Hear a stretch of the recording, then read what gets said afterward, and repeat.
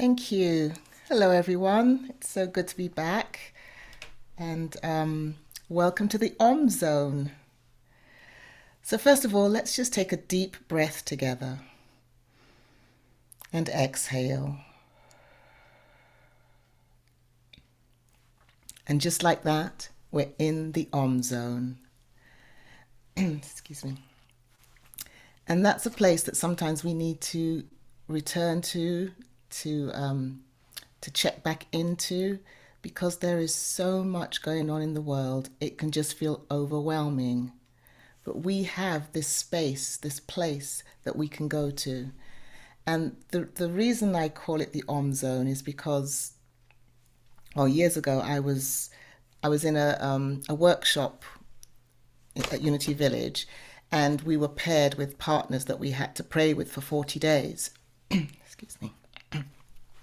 So at the end of the 40 days, my prayer partner and I went to dinner, and she was so curious. She was asking me all kinds of questions about myself and where I'm from and my upbringing and my life, basically. And I was telling these different stories and sharing with her, and the good and the ugly. And partway through the conversation, she said, "Oh my, don't you live a charmed life?" I'm like, "What? Did you just hear anything I just said?"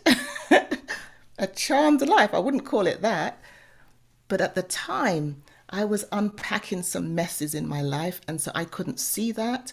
And there was so much going on around me. It did not feel charmed, to say the least. It was anything but that. But I came away from the dinner and I was thinking about it. And I was thinking, we do live a charmed life when we live it conscious of the presence, when we live it with a sacred practice that we can always keep turning back to. Because life is not always going to go well. It's not always going to go the way we hope or anticipate.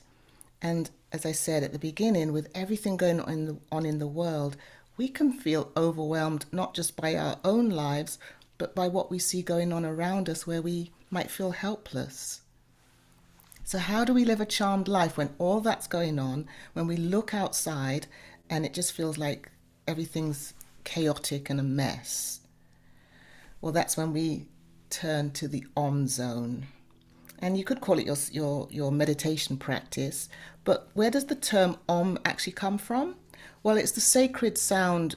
It's a word for sacred sound that's associated with, we hear it in Buddhist and Hinduism and Jainism practices, where they chant the Om, and it's a sacred sound.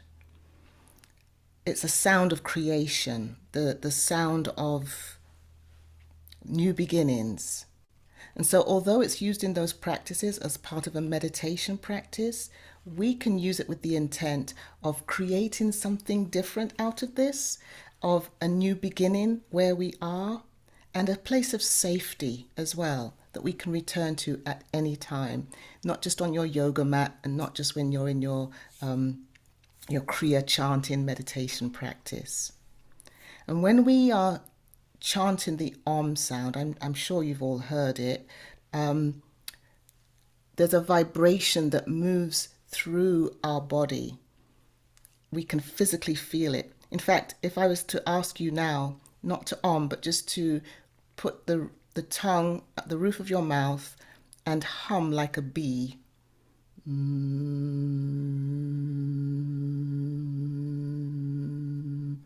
You can feel that, right? You can feel that vibration. And so it is with the Om. You can feel it moving through your body. And Zoom doesn't really allow us to do this in any purposeful way, because it just throws all the sounds off.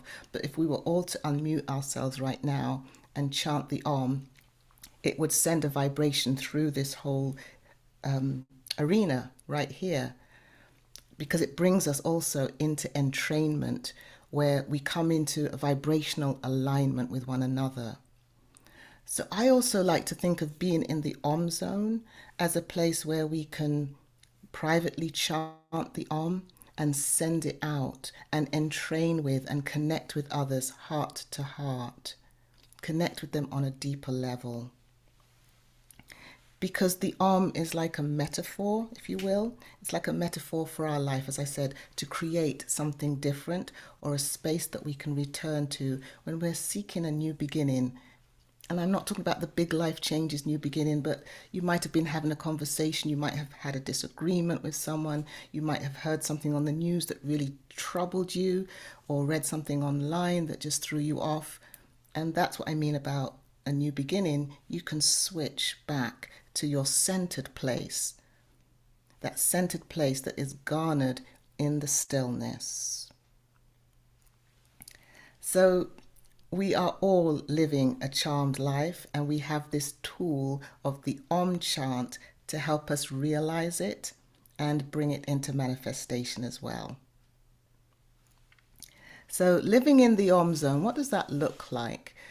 As I said, with everything going on right now. Well, I have a meditation teacher who once said, if you were to go through life chanting Om, it would make the very air around you sparkle.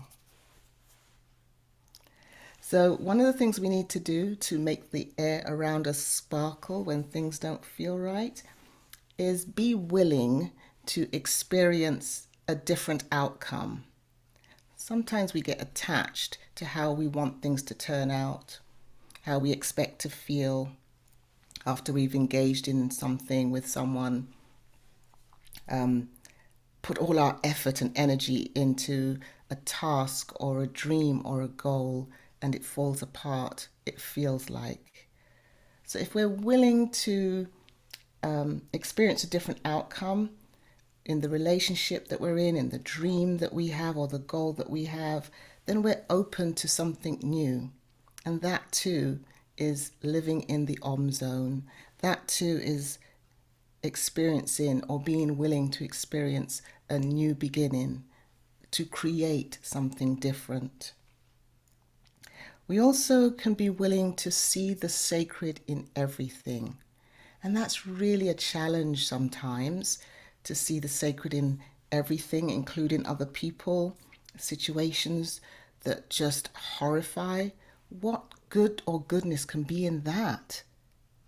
Well, when we're in that Om zone, we're going to see and experience things differently.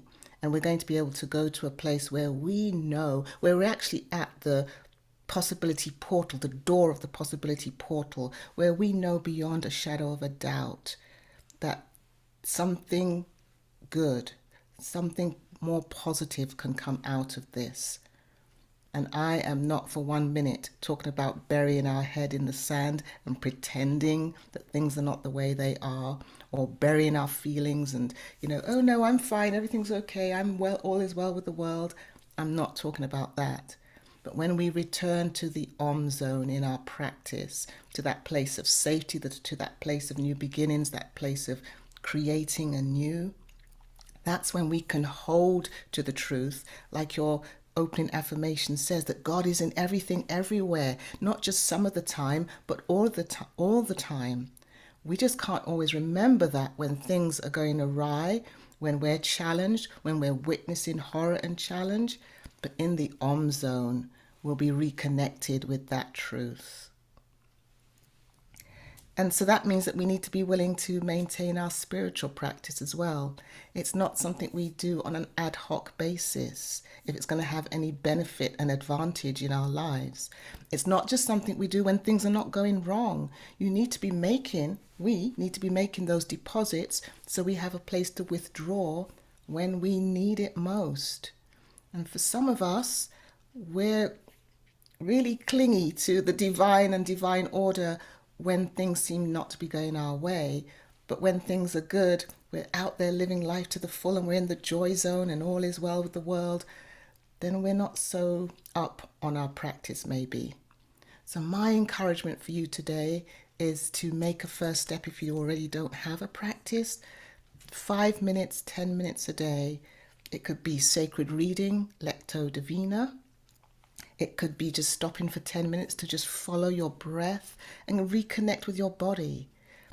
It could be a yoga practice. It could be a 10-minute Om chant. You don't have to have people around, you don't have to have the music, but you can find lots of resources online and on CDs that you can use if you need some support with that. There are so many different ways that we can engage in meditation and sacred practice. It's actually one of my joys to teach that there's not only one way to meditate, you know, and there can be doorways into the stillness too. Like if you have a pastime, a hobby that you get really engaged in so that all time passes and you're not sure where you are anymore for that minute, you're so entrained in what you're doing, that can be a doorway to stillness. So it doesn't have to be, I mean, you can develop your meditation, mindfulness, and stillness practice from that. That can be your jumping off point. But if you're one of those people who tell yourself, I don't meditate or I can't meditate, just bring mindfulness to everything you do. Start in the shower, brushing your teeth, putting your clothes on, not while thinking about what you've got to do next or where you have to be or that horrible thing you just heard about or read online or saw in the news. Be present to where you are. That too is being in the Om zone. So I would encourage you to seek ways, if you don't already have a practice, to begin one, because that will support you. That will be your place of safety, new beginnings and creativity to return to at any time. Is it possible to lead a charmed life in the midst of challenges? Well, that depends on how we show up and how we respond. If, as I said before, we're responding as if we believe God is everywhere, in everything, then yes, in the midst of our own challenge, in the midst of the challenges that we're witnessing, we can find the Om zone. And it doesn't take a lot and it doesn't take long. But we're more confident about raising our focus above what we see and what we're hearing and trusting that there is a divine presence, a divine energy, a divine vibration in the midst of whatever is going on that is greater than any challenge, any condition, anything that seems like it's going to topple us, take us out. Because God is in it, and that means good is in it, and that good and that God is everywhere present. So we can still live a charmed life in the midst of challenge. We can still experience and express joy in the midst of any challenge. In fact, there is a meditation practice called mudita, which is a bit like metta meditation or loving kindness meditation. And mudita is about cultivating joy, especially when we're challenged or we witness challenge in the world. So there are tools that will help us navigate our way, practices that will help us navigate our way and live that charmed life, live in the Om zone regardless. So, beloveds, if you knew me, you would know I'm not one for just talking about it. I would love for us to experience it. So we're going to move into a time of meditation. We're going to move into the Om zone to remember to touch that place like a touchstone that we'll always know to go back to. We'll know what that feels like when we go back to that place that we're calling the Om zone. And so I invite you to readjust your position in your seat wherever you are.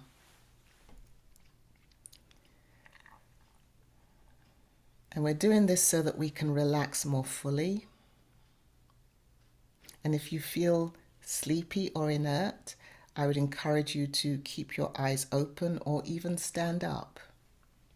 Otherwise, I invite you to close your eyes and really get in touch with your body. What can you feel right now? Starting at the crown of your head and moving your attention down through your face and the back of your head, What do you notice?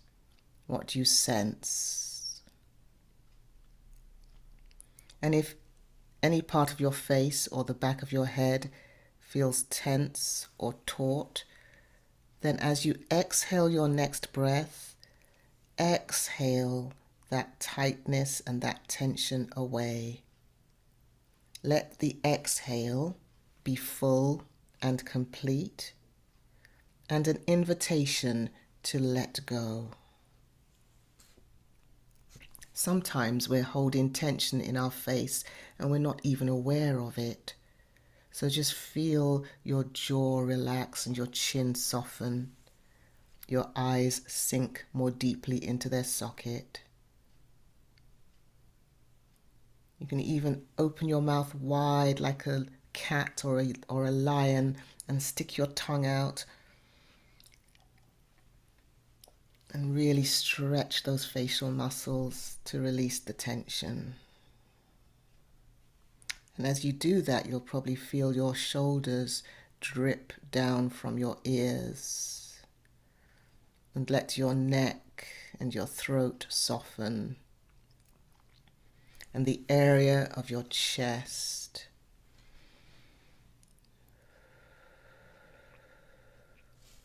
Feel your right shoulder let go, and then relaxation move into your right arm, your elbows, wrists, and the fingers of your right hand. And then follow the path of your body down the inside of your torso, the side of your body on the right, down to your hips, down your leg, past your knee, all the way down to your ankle, the top of your right foot, the heel and the base. Breathe in and then exhale, and move your attention to your left side and follow the breath and the line of your torso down your left side to your hips, your thighs, past your knees, down to your left ankle, left heel, the top of your left heel. And then bring your attention back to your torso and imagine as you breathe out that that breath is softening your entire front of your torso, the ribs, the solar plexus under the ribs, your stomach and tummy, all the internal organs let go.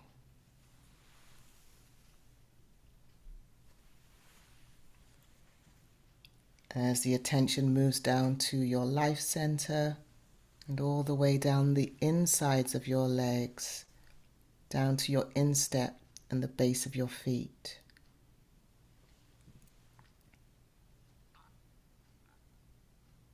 Breathe in deeply, hold the breath, and then exhale fully and feel that breath flowing down the back from the crown of your head, over the back of your head, and all the way down your spine, across your shoulder blades, the entire torso, the area around your kidneys, your seat in the chair, and all the way down the back of your legs, the back of your knees, down your calves to your ankles and the base of your feet.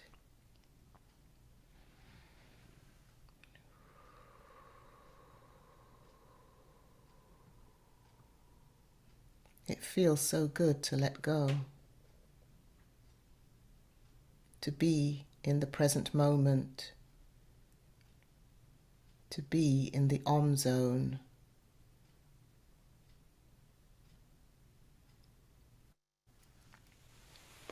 And now bring your attention to your heart space at the center of your chest at heart level. Breathe into your heart. Exhale fully. And we're going to chant the Om 3 times. First for ourselves, then for our beloveds and our loved ones, and then for all the people and places on the planet that are experiencing challenge, turmoil, hurt, pain, famine, drought, whatever is the response to climate change, whatever is going on, war. And we're going to come into entrainment together even in this space. So breathe in and then sound the Om.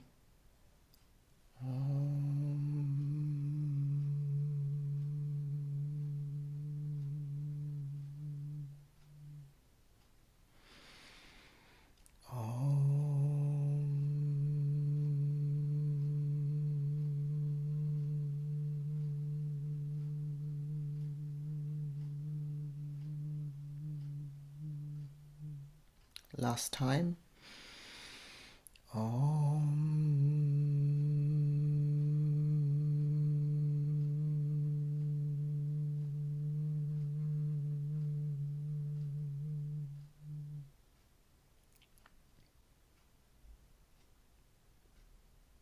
Feel the vibration of the Om around your forehead, in your throat, in your chest area, and vibrating through your whole body. And that vibration of peace, that vibration of creativity and new beginnings vibrates into your environment, into your community, into your city, country, continent, and then out to the world. Let's do one more. Breathe in and then sound the Om again.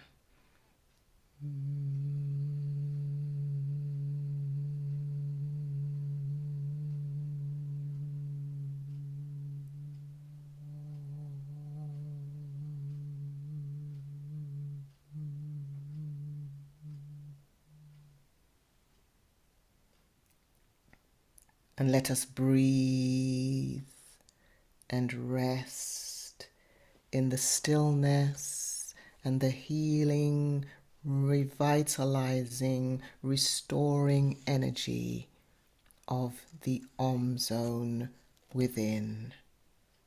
In the silence.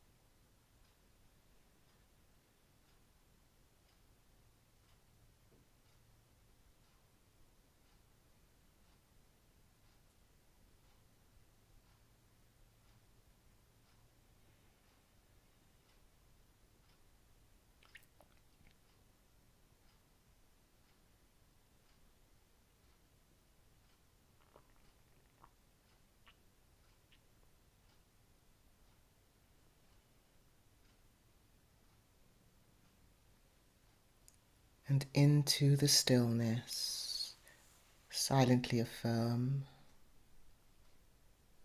I am in the Om zone, aligned with and vibrating with the divine that is everywhere and in everything, beyond appearance.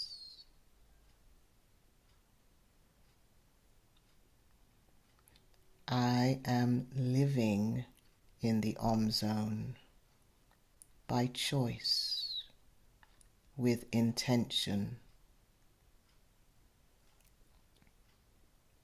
I choose to pause in the Om zone of my soul,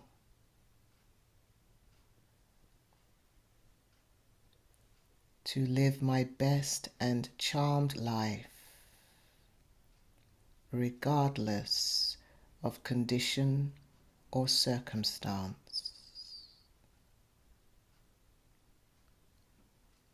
In the Om zone, I am in the portal of possibility.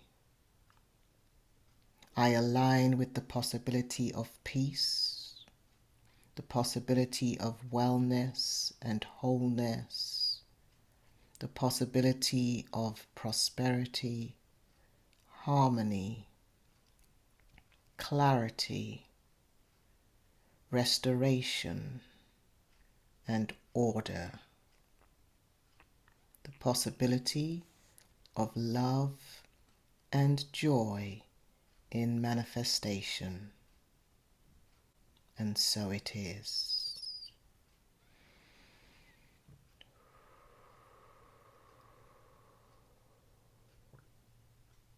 And now we begin our journey in consciousness back to this time and place. Bring in the fruits and the benefits of being in the Om zone with us, as we become aware once more of the sounds around us, the air and clothing touching our skin, the sensations we're experiencing within us, the peace coursing through our mind, body and spirit, and the breath flowing through us, available to us at all times. And then bring your hands to prayer position with your thumbs resting on your sternum. Take a deep breath in and exhale out completely. And for good measure, let's close with one more Om sound. Breathe in. Om.